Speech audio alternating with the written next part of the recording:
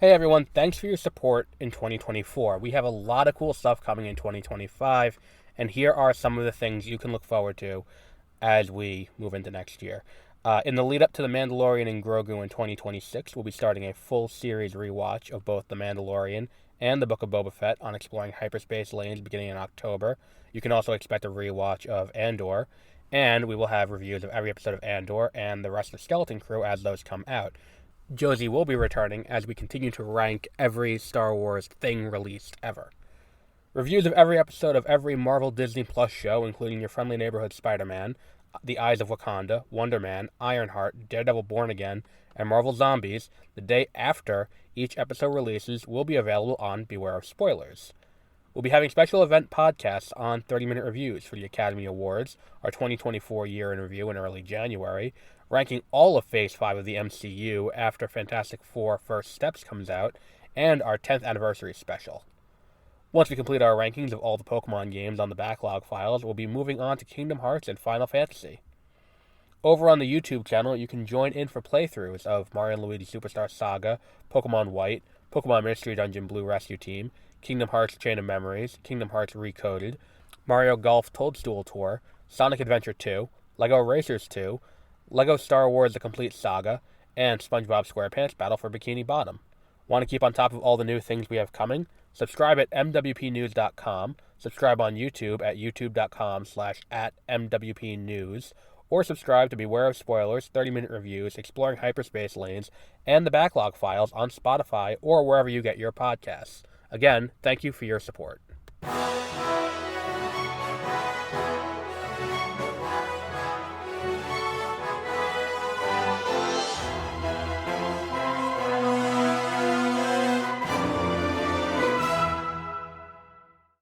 Good morning and welcome to Exploring Hyperspace Lanes. I am Adam. So, we're a few weeks away now from when we start our Andor rewatch, because that is end of the month we start that, in the lead up to the continuing adventures of Cassian Andor as he goes through the galaxy and encounters just how terrible fascism is. Something that we may have to experience at some point in the near future. The point is, we're continuing our adventure through Skeleton Crew this week, and by the end of the month we'll be doing that. Hopefully Josie will be available to record at some point in the near future so we can do our predictions episode. I'd like to do that before the end of January, but she's been busy lately. And the thing is, let's look at this episode of Skeleton Crew. I think the weakness of this episode, the true weakness of this episode, comes from the fact that we know Jod's gonna end up being a good guy. And the other thing is, I still don't understand, and maybe it's just me, I still don't understand, A, why this has to take place when it does.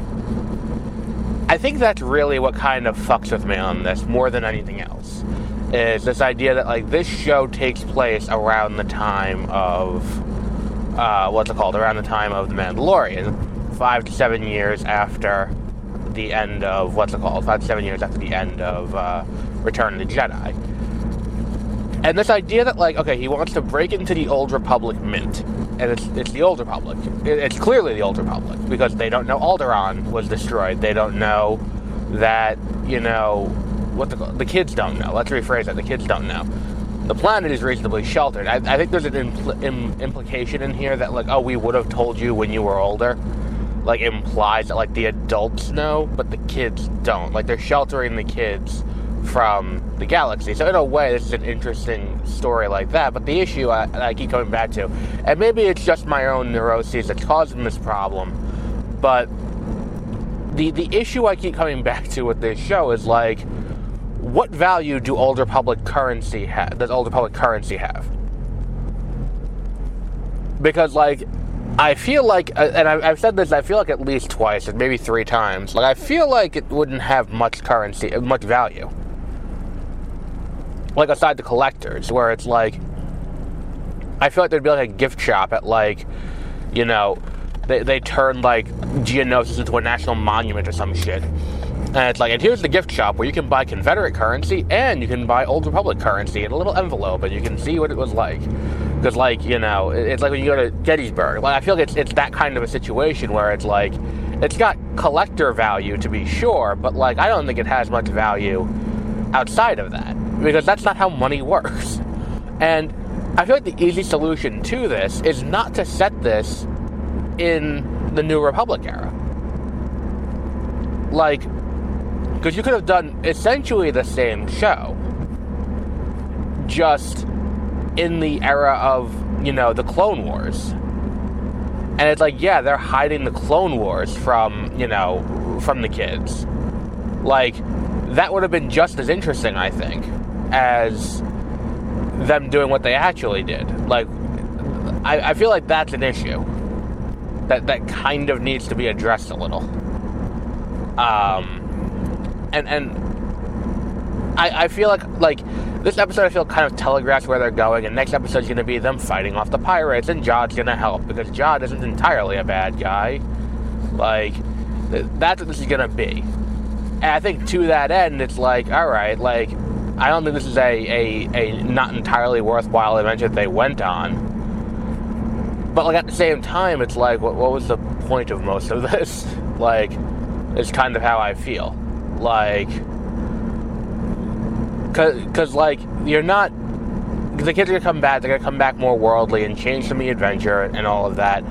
But at the end of the day, is what these 4 kids went through going to fundamentally change At-Aten in any way? Are they going to impose change on where they came from? And I don't think the answer is yes. At the end of the day, it's like, they may not have to do those stupid tests to find out what their job's going to be, but I don't think they're going to, you know, fundamentally change anything about, you know, At-Aten or anything like that. I think they're just going, like, it's just going to be the exact same thing. And the idea that, like, this is the mint and all of that, again, it's like, what's the point of this? Like, it's Old Republic currency. Like, they were very clear about that. It's Old Republic currency. They didn't, like, it's not like, oh, it's just Republic currency. It's very specifically Old Republic currency. And then they're very specific later on when they meet Kim, who, according to the subtitles, is spelt in a way that's like, oh, that makes sense. It's like when they meet the guy in Modern Family who's like they're introducing him. His name is Joe. It's like, oh, your name's just Joe. He's like, yep, Jeaux. Like that. Like Kim in this case, but like KHY apostrophe MM or something like that. And it's like, oh, okay, that's more in line with what I expect from Star Wars naming conventions. Like. But regardless, it's like when they meet her, it's like she says the same thing. They were these jewels of the Old Republic, and these are the things that are, you know, like, they are the most important thing to the Old Republic. Like, that's all well and good. Like, but at the same time, it's like, I don't quite understand completely what they're aiming for with that. It's kind of my big issue. We're doing it again. But look, at the same time, it's like, hopefully they can stick the landing, but at the same time, I don't know if there's anything, I said but at the same time like 3 times, but I don't know if there's anything in this show necessarily that makes me think they're going to be able to stick the landing. Like, that is kind of fundamentally my issue with this. Like, will they be able to get the show... How do I phrase this? Like, will this be a satisfying end? Is kind of my question that I'm left with. And I don't necessarily know that the answer is going to be yes, because I feel like the issue that we're going to end up with at the end of this is, like, Jod is going to just help them out. And, like, but again, I'm not saying I need a clearly defined amount of money that is, like, how much this is worth, like, or anything like that. I don't necessarily need that. But at the same time, I would like something that resembles some kind of clarity on that. Like, something that points out that, like, oh, okay, so there is a inherent value to this that reasonably important. Like, even in this era they're in now, which I don't think the show has really done a good job clearly defining. Which is kind of the unfortunate thing in this whole mess, where it's like, just give me a reason to understand what we're doing here. And, like, look, I like that the kids have learned enough pirate to be able to, outmaneuver Jod and all of that. That's cool. But at the same time, it's like, why is that, like the rule that, like, the pirate can only have control of one ship at a time feels like it's designed to just help them out of this situation more than anything else. It's not really designed to, like, I can't think of a logistical reason why they would need that rule in the pirate code. And I don't think that there is a good reason why they would need that in the pirate code. But at the same time, it's like, well, what's the, I don't know who that's for. Like, that's kind of the problem that I've had with a lot of this. Where it's like a lot of the rules are kind of made up as they go along just to kind of help out in the situation that they're in at that moment, without much consistency. It's kind of like how the MCU has been handling, how the MCU has been handling the multiverse rules. Like, this idea that, like, all the rules are kind of, made up as need demands. But we'll see. I'm curious to see how they land this plane next week, or if they crash it. And either way, I'm sure it'll be interesting. And we'll see what's going on with, now that Jod has this lightsaber. I mean, I don't think anything's gonna come of that, really. Nor do I think, like, I'm not holding my breath there's gonna be some big reveal that Jod is someone else. I don't think that's necessarily the case. I think it's just gonna be Jod is just this guy who is, kind of a little, like, he's just a, he's just a pirate who may have some force sensitivity, but that's really it. Like, he's not going to be, it's not like, oh, this is going to be Quinlan Voss or something like that. It's like, no, he's just going to be, like, some guy who just has a little bit of force sensitivity. And by the way, let's talk about that for a minute.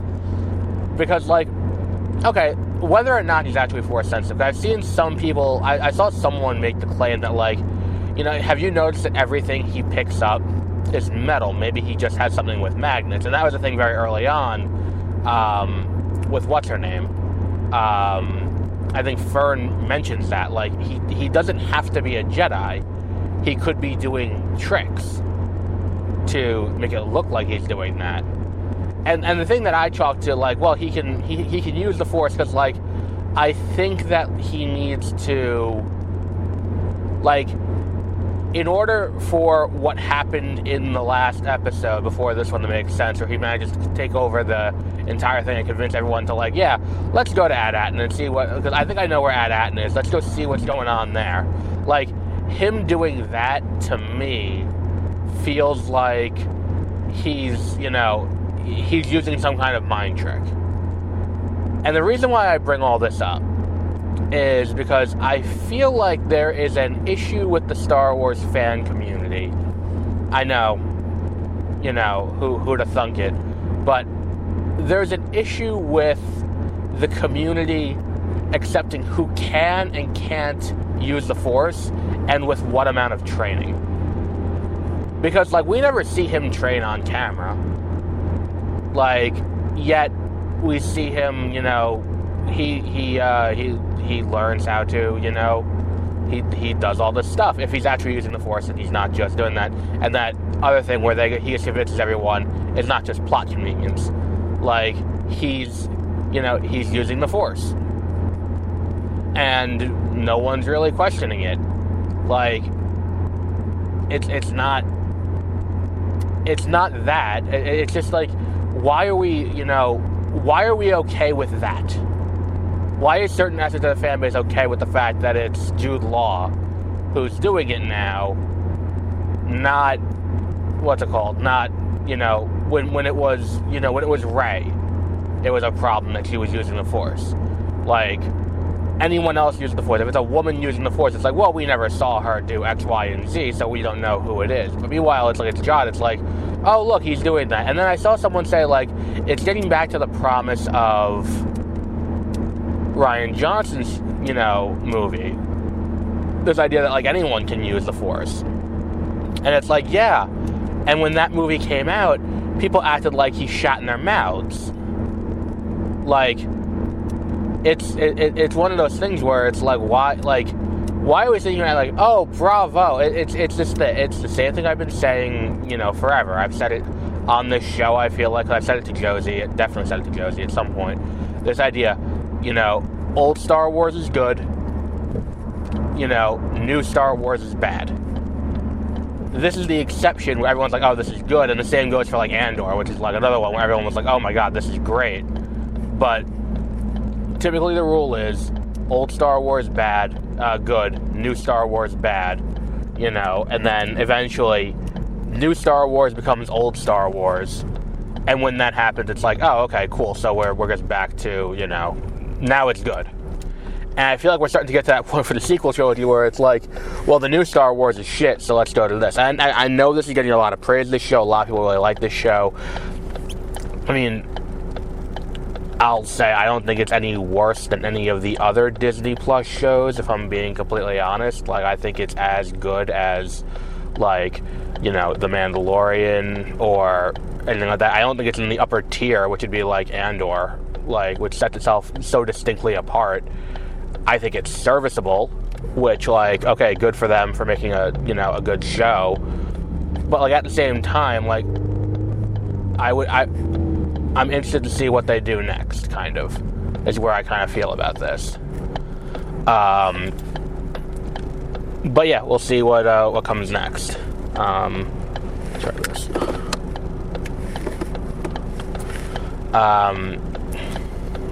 But yeah, we'll wrap up there for today. Our next episode will be in